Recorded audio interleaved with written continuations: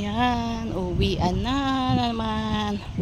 Walking na naman si ate. Okay. Alam mo yung parang feel mo very sad, no? Kasi yung masaya ka, nag-join ka sa kaibigan mo, masaya ka yung, tapos pag naglalakad, pag uwian na, yung feel mo na yung sadness, feel mo na yung lonely kasi hihiwalay na kayo, doon na siya sa kabilang bahay, ikaw naman uwi ka na rin sa bahay mo, mag-isa mo na, ganun. Parang very sad.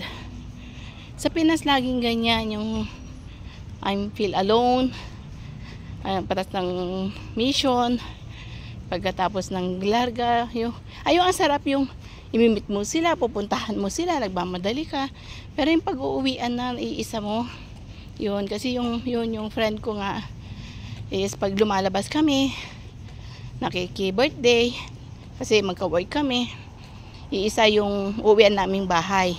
So sabay kaming uuwi, sabay kaming lalabas ng bahay, sabay kaming uuwi, ganun. And then now, iba na yung uuwian niya. Ako tuloy pa rin. Yung very sad, no?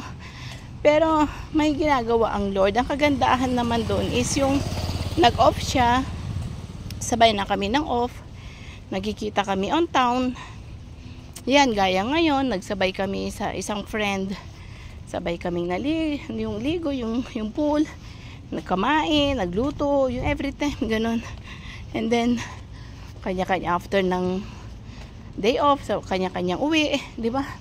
Very sad yung mga ganitong bagay na mararamdaman mo.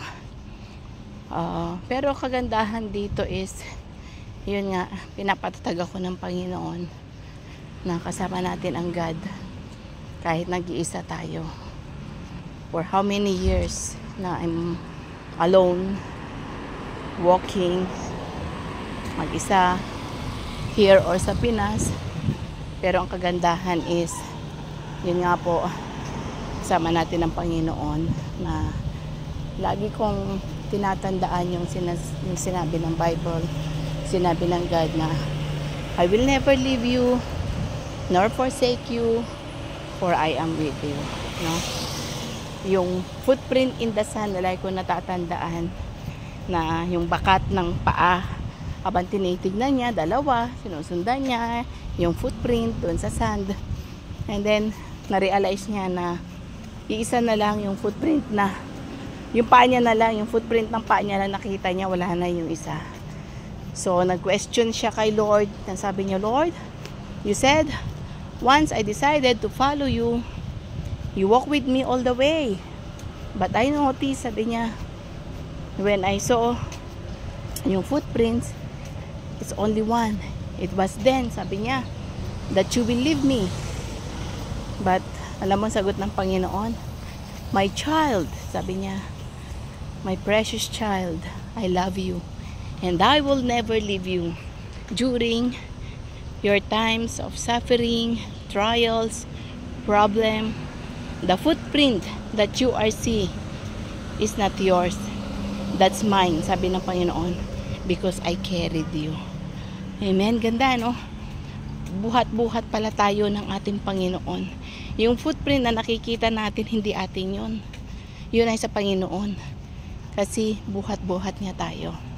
So sometimes yun, ganun talaga tayo, no? Na dami nating iniisip, dami nating problem dito sa mundo.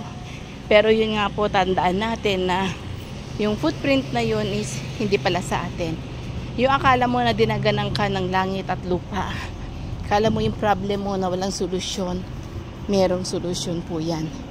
Kasi kasama natin ang ating Panginoon.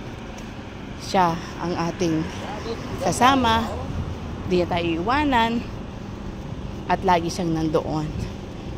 Sa mga nanonood sa oras na ito, kung may mga problem man kayo, dinadaan mga pagsubok, tandaan nyo po, kasama nyo lagi ang Panginoon.